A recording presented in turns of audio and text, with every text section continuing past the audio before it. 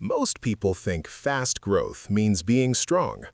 I know stability is more valuable than strength. This isn't just a matter of preference. This is the difference between lasting success and temporary flash. In 2004, there was a crazy growth period in the mortgage market. Competing banks were growing 30–40% monthly, announcing record profits. Giants like Countrywide, Washington Mutual, Wachovia were expanding at incredible speed. They were all trying to surpass me. I chose a different path. I grew slowly. During those days, when explaining this strategy at the board meeting, everyone was surprised. "Jamie, our competitors are growing very fast," said one member. "Why are we so conservative?" My answer was clear. Because everything that grows fast collapses fast. That's when I laid the foundation of my stability philosophy. Fast growth is attractive. Numbers are mesmerizing. You get praise in the media. But unsustainable growth ultimately means suicide. I prefer survival over suicide. During that period, we grew our mortgage portfolio in a controlled manner. We limited risk. We prioritized quality.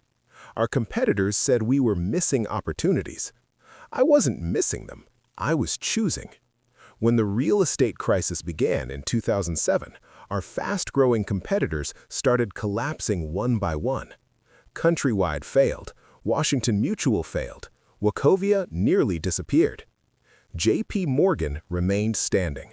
Not just standing, it strengthened. Because stability is the strongest weapon in times of crisis. So how did I develop my stable growth strategy? At the end of the 90s, I had a painful experience during the tech bubble. Back then, I was younger and more ambitious. I was making aggressive investments in fast-growing tech companies. Result? Major loss in 2001. From that day on, I learned nothing unsustainable is valuable in the long term. This lesson fundamentally changed my approach. First rule, your growth rate shouldn't exceed your capacity to manage risk.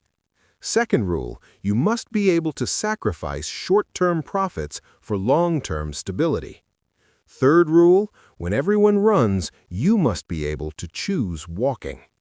These rules seem simple but are difficult to apply because everyone around you focuses on speed. In 2010, during the fintech boom, most banks tried to rush into this field. They spent billions, made huge acquisitions. There was "we're falling behind" panic. I approached differently. I saw fintech not as a threat, but as an opportunity. But I evaluated this opportunity strategically, not hastily. I started with small pilot programs. I tested. I learned. Then I grew step by step. Our competitors said, "too slow." I said, "too smart." Result? While they lost billions, I built sustainable fintech integration.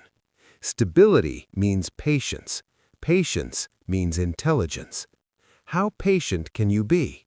When everyone runs, can you walk? Most people can't walk. That's why most people can't run long distances.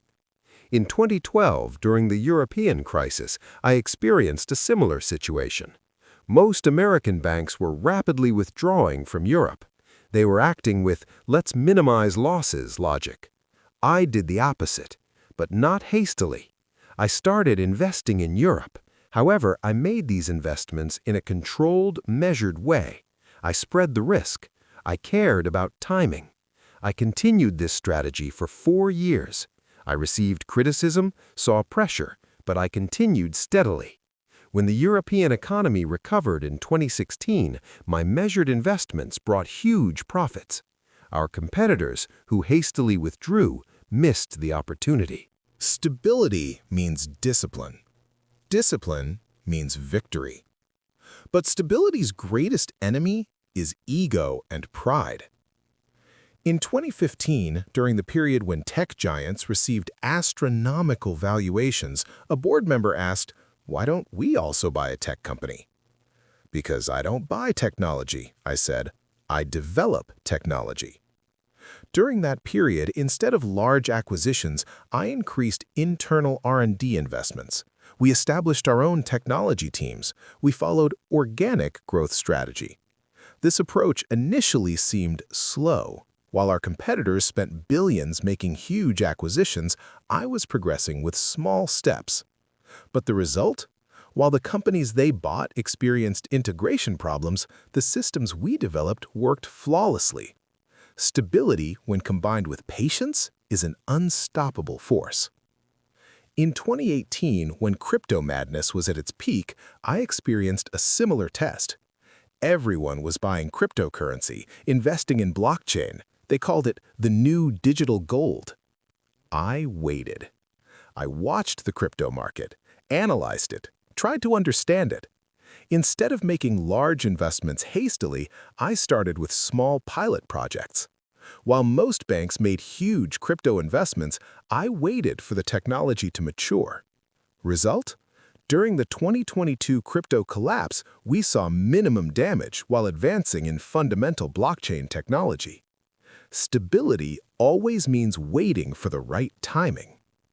When the 2020 pandemic began, most companies made radical decisions: mass layoffs, major investment cuts, emergency measures. I approached differently. I protected our employees. I continued investments, but in a controlled manner. The economy is collapsing, they said. Why are you still investing? Because the economy isn't collapsing, it's temporarily pausing. With this approach, we maintained stable growth even during the pandemic. While our competitors made cuts, we increased our market share. Stability is the greatest advantage during crisis moments. When the AI boom happened last year, most companies spent billions investing in AI. There was "don't miss the AI revolution" panic. I applied the same approach again. We announced a $5 billion AI investment, but this investment was a phased plan spread over 3 years, strategically, not hastily. Some said too slow. Some said competitors will get ahead. I knew sustainable AI integration is more valuable than hasty investments. Result? While our competitors experience problems with their AI investments, our systematic approach progresses smoothly. Stability always wins in the long term. So how do I apply this stability philosophy? Before every major decision, I ask myself these questions. Is this growth sustainable? Are we exceeding our risk capacity? Are we jeopardizing long-term stability? These questions sometimes bring a no answer, and saying no requires courage. In 2019, an opportunity arose to acquire a major tech company. The board was excited, the media was expectant, everyone said buy it. I didn't buy it. Why? They asked. Because big acquisitions mean big risks. I don't take big risks. That company lost value 2 years later. My decision to say no proved right. Stability comes from the courage to say no. Can you say no? When everyone says yes, can you say stop? Most people can't. That's why most people grow fast and collapse fast. Another advantage of stable growth: employee loyalty.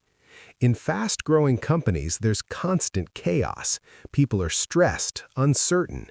In stable companies, there's trust. Trust is the most valuable capital. Employee turnover at JP Morgan is below industry average because people prefer working in secure environments. Secure environment means high performance. High performance means sustainable success.